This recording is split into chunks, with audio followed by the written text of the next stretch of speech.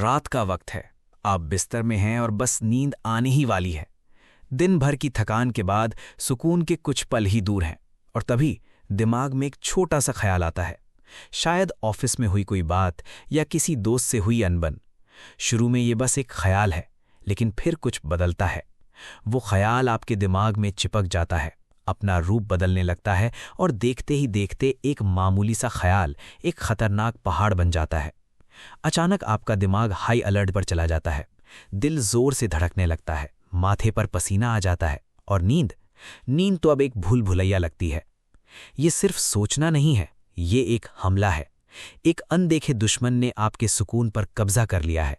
लेकिन क्या हो अगर मैं आपसे कहूं कि इस दुश्मन से लड़ने का एक रास्ता है, एक ऐसा रास्ता जो आपको अपने दिमाग का मालिक बना देगा। और वो रास्ता एक किताब के अंदर छुपा है, जिसके राज आप आज जानेंगे। ये जो अभी आपने महसूस किया, इसे ओवर थिंकिंग कहते हैं। लेकिन ये सिर्फ एक आदत नहीं, ये एक अनदेखा दुश्मन है जो चुपके से हमारी जिंदगी में घुसकर हमारी खुशियों, कॉन्फिडेंस और सुकून को दीमक की तरह खा जाता है। और ये दुश्मन बड़ा होशियार है। इसके काम करने के तरीके अलग अलग हैं। इसका पहला हथियार पास्ट रिवाइंड। ये आपके दिमाग में गुजरी हुई बातों की फिल्म बार बार चलाता है। मुझे वैसा नहीं कहना चाहिए था, काश मैंने वो फैसला ना लिया होता। ये आपको पछतावे की ऐसी दलदल में घसीट लेता है जहां से निकलना नामुमकिन सा लगता है। आप एक ही सीन को अपने दिमाग में हजारों बार जीते हैं, हर बार एक नए काश के साथ, जो आपको सिर्फ थकाता है। इसका दूसरा हथियार है फ्यूचर फोरकास्ट, और ये हमेशा बुरे मौसम की भविष्यवाणी करता है। व्हाट इफ मैं फेल हो गया? व्हाट इफ लोगों ने मेरा मजाक उड़ाया? व्हाट इफ सब कुछ बिगड़ गया तो? ये व्हाट इफ का खेल आपके दिमाग को चिंता और डर से भर देता है, ऐसी प्रॉब्लम्स के लिए जो अभी तक पैदा भी नहीं हुई हैं।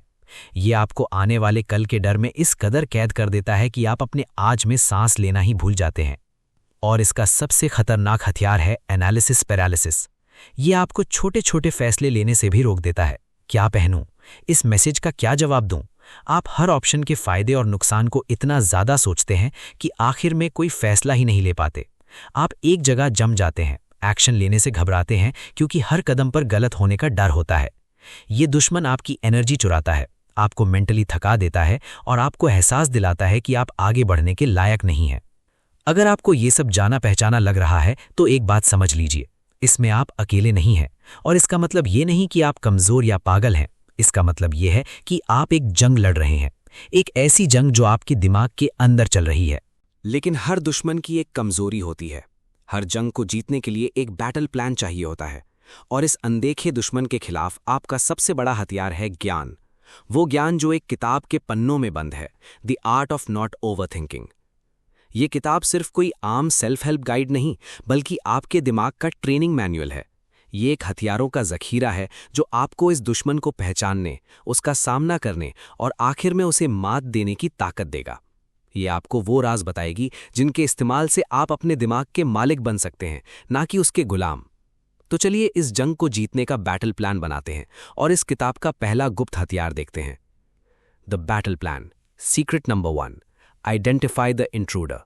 किसी भी दुश्मन को हराने का पहला उसूल है उसे पहचानना। जब तक आपको पता ही नहीं चलेगा कि हमला कब हुआ, आप लड़ेंगे कैसे? ये किताब सिखाती है कि ओवर थिंकिंग के ख्यालात आपके अपने नहीं हैं, वो इंट्रूडर थॉट्स हैं, घुसपैठिए हैं। इन्हें पहचानना ही आपकी पहली जीत है।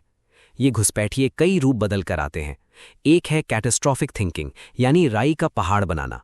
ऑफिस से बस एक ईमेल आता है कि बॉस आपसे मिलना चाहते हैं और आपका दिमाग सीधा नतीजे पर पहुंच जाता है, पक्का मुझे नौकरी से निकाल रहे हैं। एक छोटी सी बात को सबसे बुरी हालत तक ले जाना इस घुसपैठिए की निशानी है। एक और रूप है ऑल और नथिंग थिंकिंग। इसमें हर चीज या तो सफेद होती है या काली। अगर मैं इस प्रेजेंटेशन में 100% परफेक्ट नहीं रहा तो मैं एक टोटल फेलियर हूं। ये सोच आपको परफेक्शनिज्म के जाल में फंसा देती है, जहां एक मामूली सी गलती भी एक बहुत बड़ी हार महसूस होती है। तो इन घुसपैठियों को पकड़ा कैसे जाए? इसके लिए किताब एक सिंपल टेक्निक देती है, पॉज एंड लेबल। जैसे ही आपको लगे कि आपका दिमाग एक नेगेटिव चक्कर में फंस रहा है, एक पल के लिए सांस लें और उस ख्याल को एक नाम दें। अपने आप से कहें, ये ओवर थिंकिंग है या ये कैटास्ट्रोफिक थिंकिंग है। जब आप उस ख्याल को नाम दे देते हैं तो आप उससे एक दूरी बना लेते हैं। वो ख्याल अब आपकी सच्चाई नहीं, बल्कि दिमाग में चलने वाला सिर्फ एक पैटर्न बन जाता है। आप उस ख्याल से जुड़ने के बजाय उसके ऑब्जर्वर बन जाते हैं।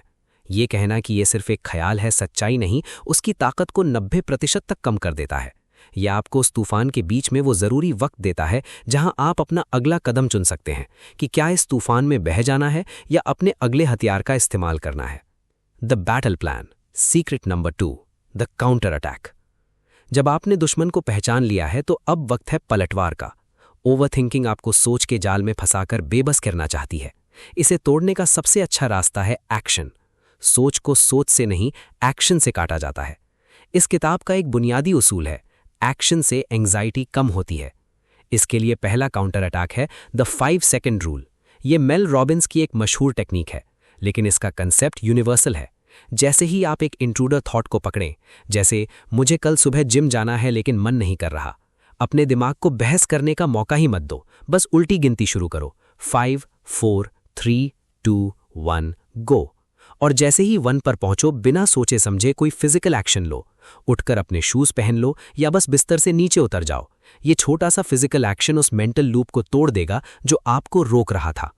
दूसरा काउंटर अटैक है द 5 4 3 2 1 ग्राउंडिंग टेक्निक। ये तब बहुत काम आता है जब आपका दिमाग फ्यूचर की चिंता या पास्ट के पछतावे में खो गया हो। जहां भी आप हैं, रुकें और जानबूझकर इन चीजों पर ध्यान दें। 5 चीजें जो आप देख सकते हैं: आपके सामने रखा पानी का ग्लास, दीवार पर लगी तस्वीर, फर्श का पैटर्न। 4 चीजें जो आप छू सकते हैं: अपने कपड़ों का एहसास, कुर्सी की सतह, आपके हाथ में रखा फोन। 3 चीजें जो आप सुन सकते हैं: पंखे की आवाज, बाहर से आती गाड़ियों का शोर, आपकी अपनी सांसों की आवाज। 2 चीजें जो आप सूंघ सकते हैं: हवा में कॉफी की महक या आपके परफ्यूम की खुशबू। 1 चीज जो आप टेस्ट कर सकते हैं: आपके मुंह में चाय या पानी का जायका। ये एक्सरसाइज आपके दिमाग को जबरदस्ती व्हाट इफ की दुनिया से खींचकर व्हाट इज की दुनिया यानी प्रेजेंट मोमेंट में ले आती है। आपका दिमाग एक वक्त में 2 जगह नहीं हो सकता। जब वो आपके सेंसेस पर फोकस करता है तो वो ओवरथिंकिंग नहीं कर सकता। ये काउंटर अटैक्स आपके दिमाग को ये सबूत देते हैं कि कंट्रोल आपके हाथ में है। हर छोटा एक्शन उस अनदेखे दुश्मन को एक साफ संदेश भेजता है कि यहां का बॉस मैं हूं। The battle plan, secret number 3, build your long term defences. सिर्फ हमले को रोकना काफी नहीं है। एक अच्छा सेनापति वो है जो अपने किले को इतना मजबूत बना दे कि दुश्मन अंदर घुसने की सोचे भी नहीं। इसके लिए आपको प्रोएक्टिव स्ट्रैटेजीज यानी लॉन्ग टर्म डिफेंसेस बनाने होंगे। पहला डिफेंस है वरी टाइम या चिंता का समय फिक्स करना। ये सुनने में अजीब लग सकता है, लेकिन ये बेहद असरदार है। हर दिन 15 मिनट का एक समय तय करें, जैसे शाम 6 से 6:15 तक, जो सिर्फ चिंता करने के लिए हो। दिन भर जब भी कोई परेशान करने वाला ख्याल आए, उसे फौरन एड्रेस करने के बजाय खुद से कहें, ये ज़रूरी ख्याल है, मैं इसके बारे में शाम 6 बजे सोचूंगा, और उसे एक डायरी में लिख लें। इससे 2 चीज़ें होती हैं। एक, आप चिंता को अनदेखा नहीं कर रहे, जिससे आपका दिमाग शांत रहता है। दूसरा, आप चिंता को पूरे दिन में फैलने से रोककर उसे एक छोटे से टाइम बॉक्स में बंद कर देते हैं। आप देखेंगे कि जब आप 6 बजे उस डायरी को खोलेंगे तो आधे से ज़्यादा परेशानियां या तो फिजूल लगेंगी या आपको उनका हल मिल चुका होगा। दूसरा और सबसे मजबूत डिफेंस है माइंडफुलनेस और सेल्फ कंपैशन की प्रैक्टिस। माइंडफुलनेस का मतलब दिमाग खाली करना नहीं, बल्कि अपने ख्यालों को बिना जज किए एक गवाह की तरह देखना है। जैसे आसमान में बादल आते जाते हैं, वैसे ही ख्यालों को आने और जाने देना। सेल्फ कंपैशन या खुद पर रहम करने का मतलब है गलती करने पर खुद से वैसा ही बर्ताव करना जैसा आप अपने किसी अच्छे दोस्त के साथ करते। ओवरथिंकिंग अक्सर सेल्फ क्रिटिसिज्म से बढ़ती है। जब आपसे कोई गलती हो तो खुद को कोसने के बजाय कहें कि गलती हो गई, मैं भी एक इंसान हूं, मैं इससे क्या सीख सकता हूं। खुद के प्रति ये नरमी उस दुश्मन से उसका सबसे बड़ा हथियार छीन लेती है। ये लॉन्ग टर्म डिफेंसेस आपके दिमाग के चारों तरफ एक ऐसी दीवार बनाते हैं जो आपको ना सिर्फ अगले हमले से बचाती है, बल्कि आपको अंदर से इतना शक्तिशाली बना देती है कि दुश्मन की आवाज़ धीरे धीरे फीकी पड़ने लगती है। The victory and your new freedom. तो इस सफ़र के अंत में हमने क्या सीखा? हमने सीखा कि ओवरथिंकिंग कोई अनजान शक्ति नहीं है जिसके सामने हम बेबस हैं। ये एक दुश्मन है जिसके तरीके हैं, जिसके हथियार हैं, लेकिन सबसे ज़रूरी उसकी कमज़ोरियाँ भी हैं। अब आप लाचार नहीं हैं, आपके पास अब हथियार हैं।